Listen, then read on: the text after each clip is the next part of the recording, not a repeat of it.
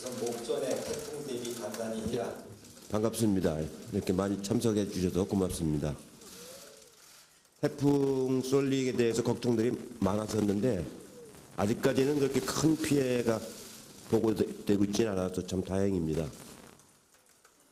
이제 한 달 남짓 동안 이제 전국을 다니면서 그 많은 사람들하고 얘기도 하고 말씀도 드리고 이제 했습니다. 17개 시도 개편대회를 다 마치고 이제 마지막으로 내일 전당대회를 하는데 제가 가장 그 인상 깊게 느낀 거는 지난 몇 년 동안에 우리 당이 굉장히 그 규모도 커졌고 또 이렇게 자신감도 생기고 활기가 많이 생겼다라는 걸 여실하게 느낄 수가 있었습니다. 특히 이번 지방선거에서 2,441명이 당선이 됐는데 가보면 곳곳에 이렇게 지방의원 배지들을 다신 분들을 이렇게 많이 만날 수 있어가지고 당이 활기차게 돌아가고 있구나 하는 걸 많이 느껴서 좀 이번 전당대회가 굉장히 좋은 분위기에서 잘 치러질 것 같다는 그런 느낌을 많이 받았습니다. 가장 이제 앞으로 우리가 이제 9월 달에는 큰 변화가 올 것 같은데 폼페이오 국무장관이 다음 주에 이제 방북을 해서 네 번째 방북인데 그 북미 간의 의견을 지금 조율 중에 있다고 그럽니다. 비핵화 선언과 초기 단기 비핵화와 종전 선언이 서로 맞물려 있는데 그 부분이 잘 타결됐으면 좋겠다는 그런 바람을 가지고 있고 또 대통령께서도 지난번 여야정 상설 협의체를 말씀하시면서 9월 달에 방북을 할 적에 여야 원내대표단과 함께 갔으면 좋겠다는 그런 말씀을 하셨습니다. 저도 이제 가능한 한 많은 의원들을 같이 가도록 하는 게 좋겠다는 건의를 드리려고 생각을 하고 있습니다. 2000년도에 제가 김대중 대통령을 수행해서 특별 수행원 단장으로 정책의장들과 함께 이제 수행했던 적이 있었는데 돌아와서 남북관계에 관련된 여러 가지 법안이라든가 예산이라든가 이런 걸 심의할 적에 확실히 갔다 오신 분하고 안 갔다 오신 분하고는 좀 차이가 있었어요. 그 경험을 좀 잘 얘기를 해서 이번에는 가능한 많이 다녀오는 게 좋겠다는 생각이 들고 저도 당대표가 되면은 여야 합동 방문단을 구성을 해서 평양을 좀 가려고 지금 생각을 하고 있습니다. 저는 비교적 평양이나 개성이나 금강산이나 여러 번 다녀온 사람이고 또 당시에 정책의장으로서의 여러 가지 법률 예산 지원을 했던 사람이기 때문에 지금 평양에 있는 그 고위층들을 비교적 제가 많이 알고 있는 편입니다. 그래서 가서 그분들을 만나서 앞으로의 남북관계를 풀어가는 방향에 관해서 좀 더 깊이 있는 대화를 좀 했으면 하는 희망을 가지고 있습니다.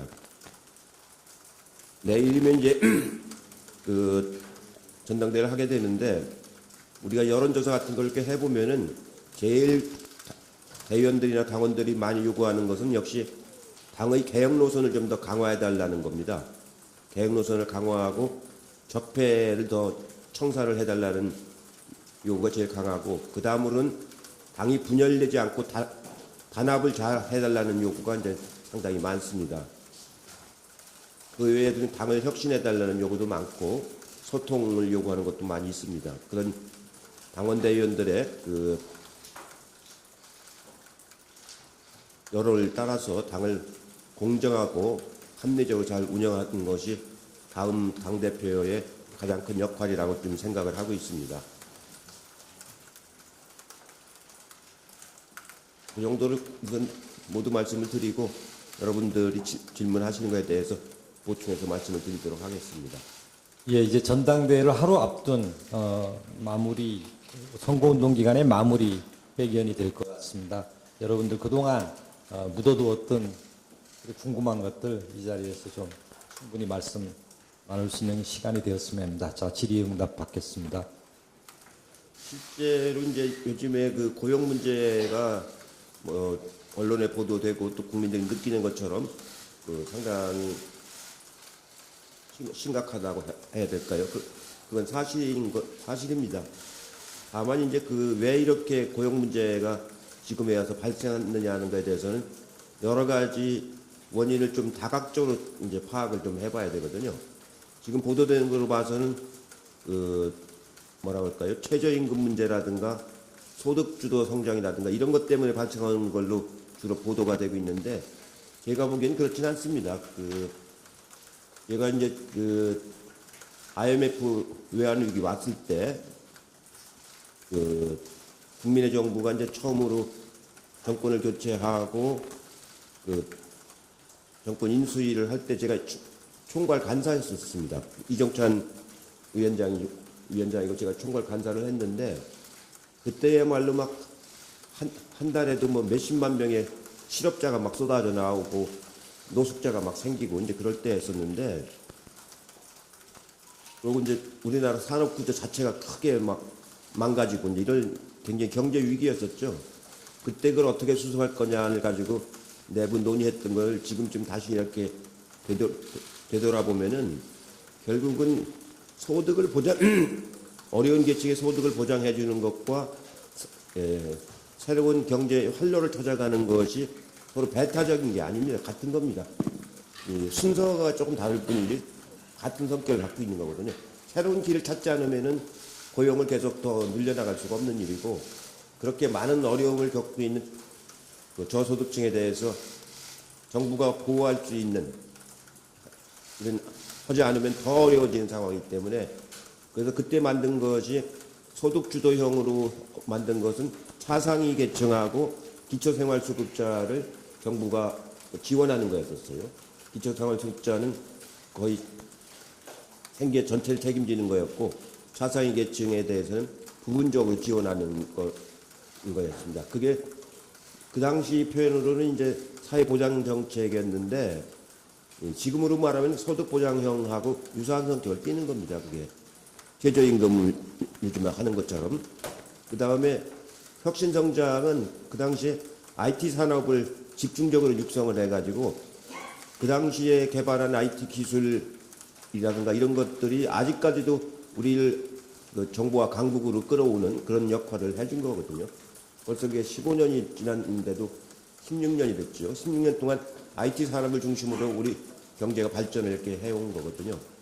지금도 소득보장형을 기조로 깔고 있으면서 4차 산업혁명에 맞는 새로운 기술을 개발을 해나가는 혁신성장을 도모를 같이 해야 되는 거거든요. 이 혁신성장이라고 하는 것도 그 효과가 금방 나타나는 게 아니거든요.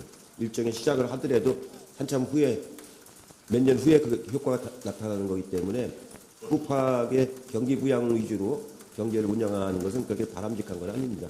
경제의 잠재력을 올리는 쪽으로 가야지 그냥 일시 부양 쪽으로 가는 것은 바람직한 게 아니고 그래서 조기에 경기가 회복되기를 기대하는 것은 좀 어렵습니다. 실제로.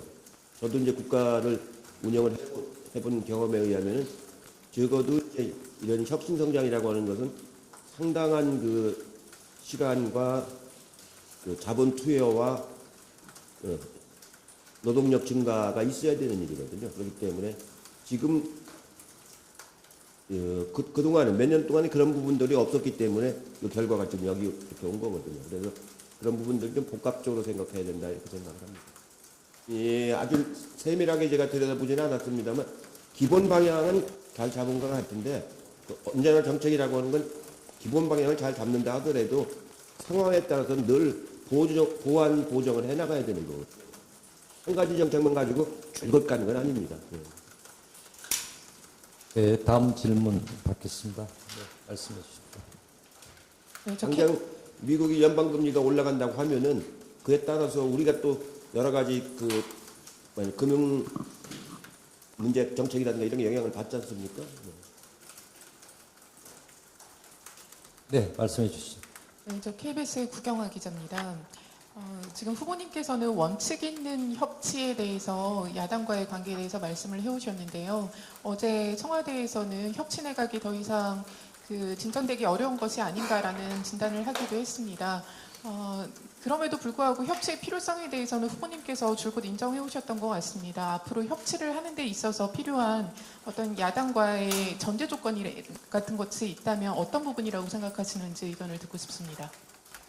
그러니까 이제 협치가 이제 상대적입니다. 그 사안에 따라서 그냥 그 150석만 좀 넘으면 할 수 있는 협치가 있고 또 그 전면적으로 야당과 해야 할 협치가 있고 사안에 따라서 이제 상대적인데 현재로 봐서는 우선 당장 그 뭐라 할까요? 민생에 관련된 부분은 여야가 비교적 협치가 잘 될 것 같고 뭐 국회 4.27 판문점 선언 같은 거에 대한 국회 비준 이런 거는 그렇게 여야가 전면적인 협치가 되기는 쉽지 않을 것 같잖아요. 그러니까 그 사안에 따라서 서로 간의 대화를 충분히 하면은 이건 되는 것부터 먼저 시작을 해 나가다가 나중에 어려운 문제에 가서는 또 정치적인 결단이 필요하고 이제 그런 거기 때문에 포괄적으로 한 가지만 갖고 하기는 어렵고 다원적인 방법을 써야 된다고 생각을 해요.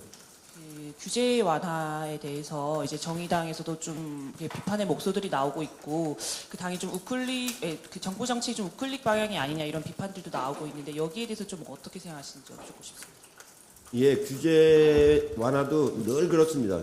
규제라고 하는 게 한편으로는 또 완화시키고 한편으로는 또 새로운 규제가 생기고 법률 만드는 것 자체가 그 규제를 또 하나를 만드는 거기 때문에요. 그래서 늘 이제 그 상황에 맞춰서 가야 되는데 시대 우리 상황에 맞춰서 불필요한 규제들이 있습니다. 너무 오래 관행적으로 해온 그런 것들은 이제 상황에 맞춰서 이제 규제를 풀어나가야 되는 것이고 또 어떤 것들은 또 규제를 더 해야 되는 것도 또 생기는 거거든요. 사안에 따라서 이제 달라지는 겁니다. 요즘 같으면은 이 부동산 가격 같은 거에 대해서는 또 규제를 안 할 수가 없는 상황으로 좀 가고 있지 않습니까? 그리고 어떤 이런 그 새로운 신규 산업을 진입하려고 하는데 기존의 관념 때문에 안 되는 거는 또 규제를 좀 완화시켜줘야 되고 다만 그것이 이제 국민의 무슨 안위에 관련된 거 이런 거는 굉장히 신중해야 된다고 생각을 하죠. 네, 다음 질문 제가 받겠습니다. 정리할 때 보면은요 규제가 한 1년에 150건 정도 새로 생기고 한 150건 정도 풀고 그렇습니다. 거의 비슷해요 보면. 그러니까 항상 규제 완화해 달라는 요구는 늘 나와요. 왜냐면 새로운 규제가 자꾸 생겨나가기 때문에. 그래서요. 이제 뭐 정의당이나 진보 진영에서 뭐 규제 완화나 이런 부분에서 비판이 있지 않습니까? 결국에는 이게 이제 지지율 하락으로도 이어지는데요. 결국에 그렇게 지지율 하락에도 불구하고 그런 것들을 할 수 있는지 지지율 하락에 대해서 좀 어떻게 보시는지 궁금합니다. 규제 완화 때문에 지지율이 하락하거나 그런 직접적인 요인이라고 보긴 좀 어렵고요. 지금 지지율 하락이라고 하는 건 1년 지금 한 3개월 됐는데 어떻게 보면 대통령의 그동안의 지지율이 너무 고공을 유지하다가 지금 정상화되고 있는 과정이거든요. 역대 대통령 지지율을 보면은 1년, 2년째 들어와서 50% 중반대가 비교적 우수한 편입니다. 근데 그동안에는 문재인 대통령은 남북 문제라든가 이런 외교 문제 같은 것들이 원활하게 잘 풀어지면서 70%까지도 유지하다가 지금 이제 50% 후반까지 이렇게 내려온 셈이기 때문에 그 대통령 지지율은 제가 보기에는 그렇게 악화됐거나 거기보다는 정상화됐다고 봐야 되고요. 당 지지율은 대통령 지지율에 따라서 이제 올라갔다가 대통령 지지율이 정상화되니까 당도 이제 하락 추세를 가고 있는 건데 지금 40% 전후를 왔다 갔다 하지 않습니까? 그 정도면은 여당 지지율로서도 나쁜 지지율은 아니거든요. 다만 이 지지율에 너무 집착하거나 방심해서는 안 되는 일이죠. 늘 그 지지율을 항상 이렇게 방어적으로 이제 그 관리를 해나가는 일이 이제 중요한 일인데 규제 완화 측면 갖고 지지율을 관리하는 건 아니고 오히려 이제 우리가 우리 당이 추구해야 할 개혁 과제. 그래서 제가 민생경제 연석회의를 빨리 가동을 해서 거기에서 이제 여러 가지 우리 서민들이 겪고 있는 어려움 이런 것들을 해결해 나가는 노력을 즉각적으로 이제 하겠다라고 공약을 한 게 바로 이제 그런 것들입니다. 그런 민생경제에서 여러 가지 소외되고 어려움을 겪고 있는 분들의 대책을 빨리 세워나가는 것. 그렇게 해나가면 얼마든지 서민들의 지지를 다시 받을 수 있다고 생각을 합니다. 당대표가 되시면 당정청의 소통을 위해서 만남을 자주 갖겠다고 말씀을 해주셨는데요. 그게 뭐 이낙연 총리, 임종석 실장, 그 다음에 신임 당대표 셋이서 일주일에 한 번이라든지 조금 더 구체적인 구상이 있으시면 설명 부탁드립니다. 이번 사안에 따라 좀 다르긴 한데요.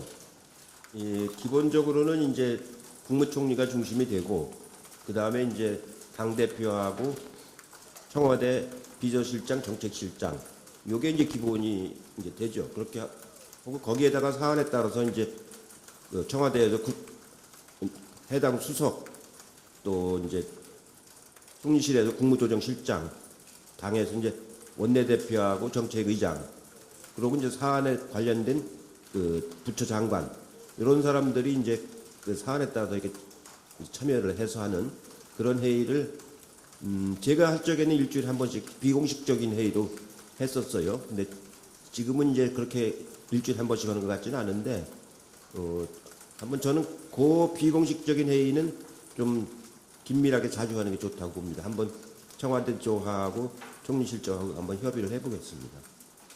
아까 규제 완화 관련해가지고요. 당 내에서도 은산분리, 인터넷 은행 규제법 완화 관련해가지고 이견이 많은데 후보님 생각은 어떠신지? 지난번에 제가 말씀을 드렸던 것 같은데 지금 우리나라 이제 원래는 은산분리가 아니고 금산분리라는 용어로 이제 시작을 했는데 산업자본이 금융자본까지 지배하도록 해서는 안 된다라고 하는 취지가 그건 근본적으로 옳은 원리입니다. 옳은 원리인데 근데 이제 상황이 경제 상황도 바뀌고 조건도 바뀌어가지고 요새는요 핀테크라는 말이 나올 정도로 이게 지불 수단이라든가 이런 게 많이 바뀌지 않습니까? 그렇기 때문에 그런 상황에 맞춰서 옛날식처럼 이렇게 경직화된 금산분리 원칙을 적용할 수는 없는 상황이 돼버렸거든요. 특히 또 요즘에 카드 수수료 가지고 지금 영세 서민들이 굉장히 어려움을 겪고 있는데 사실은 기술 개발이 이 정도 됐으면은 카드를 통하지 않고도 결제할 수 있는 수단이 많이 생겼지 않습니까? 그러니까 그런 방법을 도입할 수 있는 규제 같은 건 완화를 해줘야 되거든요. 은산분리도 마찬가지입니다. 그런 차원에서 맞은 산업자본이 일정 비율 이상 자본을 보유하지 못하도록 이런 그런 규제를 해가면서 완화시켜주는 것은 동전 상황하고 다른 이런 경제 상황에서는 좀 필요하다고 보기 때문에 물론 뭐 반대하시는 분의 의견도 제가 잘 압니다. 그러나 그분들하고 충분히 대화를 해서 타당한 조건을 걸어가지고 필요하다면 완화를 해주는 것이 저는 타당하다고 봅니다. 당선이 가열되면서 갈등의 골이 좀 후보들 간에 커졌다라는 느낌을 받게 됩니다. 이 당선되시면 뭐 탕평책이랄까요? 상대 후보의 인물이더라도 당직에 기용을 한다든지 뭔가 이런 구상들이 있으실까 싶어서 질문드립니다. 예, 제가 전당대회를 여러 번 해봤는데요. 지금 이번이 4번째입니다. 전국대회를 제가 직접 참여해서 한 게 4번째고 당대표가 돼서 관리행법까지 하면 5번째 전국대회 다녀봤는데 그래도 이번이 제일 갈등이 좀 적은 편입니다. 옛날에는 막 계란도 던지고 구두도 던지고 막 사람들 보기엔 몰골 사나운 그런 모습들이 있었지 않습니까? 지금은 이제 후보들 간에는 그런 게 전혀 없고 캠프 사이에서는 좀 공방이 있고 뭐 그랬던 것 같은데 이 정도면은 이것도 없으면 뭐 전당대회 하는지 안 하는지도 모르고 그럴 거 아닙니까? 이게 괜찮았던 편이고요. 저는 지난번에도 말씀을 드렸는데 조직을 끌어가는 데서 가장 중요한 부분이 인사입니다. 인사를 어떻게 하느냐에 따라서 조직이 이제 내부에 단합이 되느냐, 통합이 되느냐 하는 건데 상평 인사는 당연한 겁니다. 당연하기 때문에 그 전에 제가 당대표 됐을 때 정성호 의원을 당 대변인을 시켰지 않습니까? 정성호 의원이 그 당시 경쟁 후보의 대변인이었었거든요. 그때 제가 당선되자마자 정성호 의원을 그 당 대변인으로 임명했던 적이 있었거든요. 저는 그래서 제가 이제 뭐 서울시에 갔을 때나 교육부에 갔을 때나 총리시 갔을 때 한 번도 그렇게 편향된 인사를 해본 적이 없습니다. 그렇기 때문에 그 조직에서 지금까지도 그 시절이 참 좋았다. 인사를 참 균형 있게 잘해주셨다. 그런 말이 나올 정도로 그 조직에서 형평 인사는 그 조직에 운영하는데 핵심입니다. 핵심. 그 공천과 관련해서 이제 말씀들을 좀 하셨었는데 이제 상향식 공천 뭐 이런 말씀도 하셨고 이제 문제가 안 생기게 잘 하시겠다. 좀 구체적인 어떤 뭐 위원회를 만든다든가 그런 부분들에 대해서는 구체적으로 말씀을 좀 안 하셨던 것 같거든요. 공천 관련돼서 좀 입장을 명확하게 좀 해주시면 좋을 것 같습니다. 2020년 선거를 우리가 잘 치러서 성공적으로 압승을 하느냐 못하느냐는 건 공천에 달려 있는 거거든요. 저는 공천에 관한 실무적인 일을 많이 한 사람입니다. 제가 공천을 직접 주기도 하고 실무적으로 김대중 대통령 공천 작업에 실무로 참여해서 도와드리기도 하고 이제 많이 했던 사람인데 결국은 공천이라고 하는 건 제일 중요한 건 기준이거든요. 어떤 기준으로 하느냐. 우리 당 정책 노선에 맞는 그런 기준을 가지고 사전에 예측 가능하게 제시를 해주는 게 중요한 일이거든요. 아니 정책 능력이라든가 도덕성이라든가 또 기업의 평가라든가 또 당에 대한 충성도라든가 이런 여러 가지 몇 가지 기준이 있는데 그런 것들을 사전에 거기에 이제 경중을 이렇게 가려가지고 기준을 만들어주고 그에 맞춰서 심사를 하고 그러고서 심사를 통과한 사람들을 당원들이 경선에서 뽑도록 그렇게 하고 경선에서 뽑을 때 맞으면 일반 국민들의 여론을 얼마나 반영해 줄지 이런 부분들을 당내에 공천 특위 같은 걸 구성해서 거기서 그 기준을 만들어 가지고 그 기준을 일찍 제시해 주셔야 됩니다. 그래야 후보들이 그에 맞춰서 준비를 하기 때문에 이것도 가능한 일찍 해주는 게 좋은데 내년 상반기까지는 해주는 게 좀 바람직하다 이렇게 생각합니다. 그렇게 해야 맞으면 제가 더 이상 출마 안 하고 재정치 안 하겠다고 하는 이유가 그것을 합리적으로 공정하게 관리를 해야 공천 후유증이 최소화돼서 그래야 지방 2020년 21대 총선에서 압승을 해야 그래야 그것을 기반으로 해서 2022년 정권 재집권 그 힘이 거기서 나오는 거거든요. 2022년 재집권은 이번에 당선된 지방자치체 자치체 의원과 장들이 지금 2,440명이나 되지 않습니까? 그 힘하고 21대 국회의원 총선에서 우리가 압승해서 얻어지는 그 힘 두 개가 합쳐서 재집권이 가능해지는 거거든요. 그 텔레비 토론을 저희가 아무래도 태풍 피해 때문에 안 하는 게 좋겠다고 제가 중앙당 선관위에다가 요청을 해서 다행히 두 후보가 받아들여져서 좀 이제 잘 마무리가 됐고요.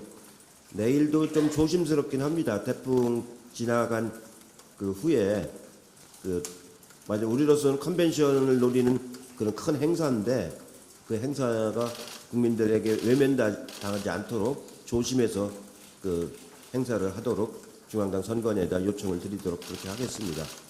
이미 다 약속된 거라서 안 할 수는 없고 하더라도 아주 정중하게 그렇게 할 수 있도록 그렇게 요청을 하겠습니다. 아무쪼록 이번 전당대회가 저희 당으로서는 지금까지 촛불혁명에 의한 정권 교체 그리고 지방선거에 의한 이런 풀뿌리 민주주의가 대거 확대되고 지역주의가 이렇게 크게 완화되는 그런 연장선상에서 이루어지는 전당대회이기 때문에 국민들의 뜻 그것을 잘 반영할 수 있는 그런 지도부를 구성을 해서 당을 강화해 나가는 것이 굉장히 중요하다고 생각을 하고 저도 최선을 다해서 임하도록 하겠습니다. 고맙습니다.